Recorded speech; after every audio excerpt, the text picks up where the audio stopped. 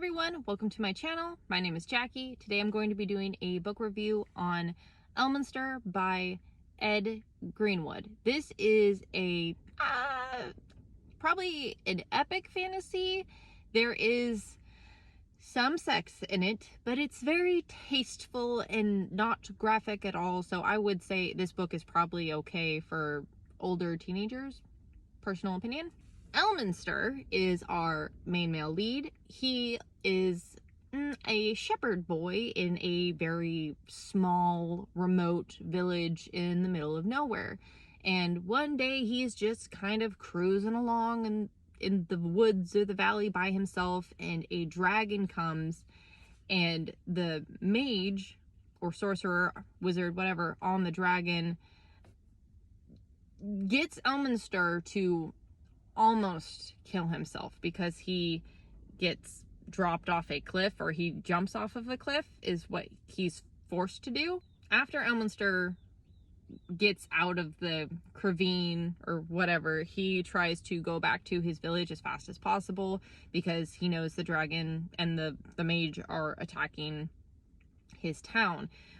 And they are, like, the dragon is freaking laying waste, and the wizard's like shooting lightning bolts and whatever out of his hands, and people are dying and running. And his father, who is the leader of the town, tells Elminster, like, gives him a sword and tells Elminster that he is basically a prince, or like, so Elminster's dad is like one of 7 princes or something.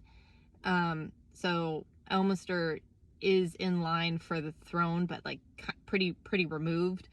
And Elminster decides that magic is evil and all the mages need to die, or at least all the bad mages need to die. In his adventures trying to avenge his family and his village, he comes across another, like a boy or a man who is a thief, and they work together. And at some point, Elminster comes face to face with the goddess of magic. I should remember her name, but I don't, and it's been a couple months since I've read the book, so I apologize. I'm sure someone's going to be mad that I don't remember it.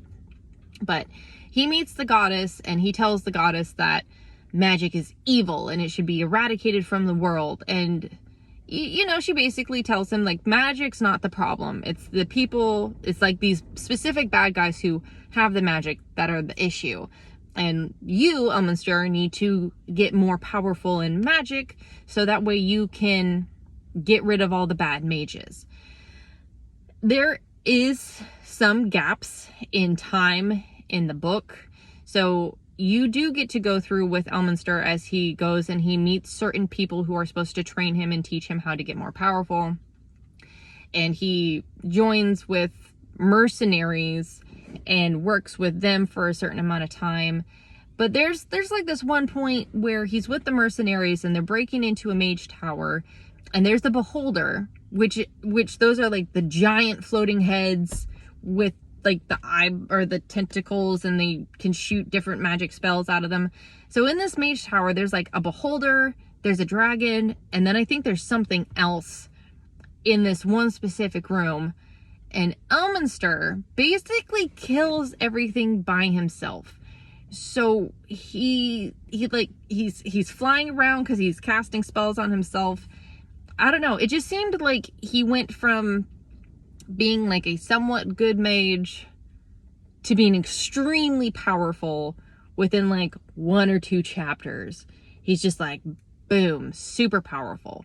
It was kind of crazy. So you're just following along with Elminster as he's trying to get revenge on the sorcerers, or the people who killed his family, and all the different places he needs to go to make this happen.